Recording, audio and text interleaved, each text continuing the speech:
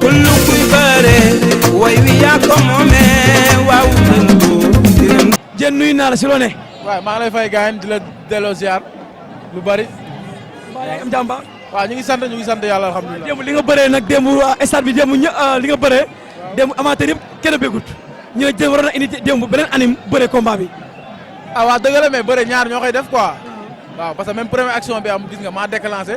waaw pour mu nangoo ñëw moom loolu la indi woon taxaw pour Diène màmb sama kaw defal naa ko benn yoon deuxième fois bi deful dara su ma tegee mu teggi bataa bi jeex kon noonu la mënoon demee. maa ngi dégg si ñi nga xamante ne démb ñoo commentaire combat bi ñu ne Diène Kairé tànk ba ko commencé tegal moo ko arrangé wut saa bu ñëwee saa day dox moom góos tëj bëre bi. tëj bëre bi non tey ñiy bëre grand combat muy Boy Baol Marley yëpp fausse garde lañ comme moom te dañoo dëggal seen bopp ñu bëre bu dëggaloon boppam démb non kon kenn waxatu ko parce que xam naa ne amateurs yi dañu doon xaar kon dañu waroon wone lu leer man ak moom mais xam nga comme que moom sax loolu wax neen dafa ñëwoon pour tëj bëre bi kon mooy mënuñu si dara. da nga bëri seen revanche ñaar wala. non man nañ ma jox keneen quoi parce que bu ñëwaatee tam noonu lay defaat xam na ne bés bu ñëwee moom mooy loolu bu ñëwee day taxawaat rek. koo bëgg.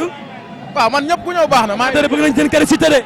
waaye ku ñëw baax na. mu ngi xeeñ de. maa ngi liggéey daal di xaar yow yaa ma gën a xam. yaa ngi xaar waaw mooy jaajëf mbër. jaajëf kenn jëf.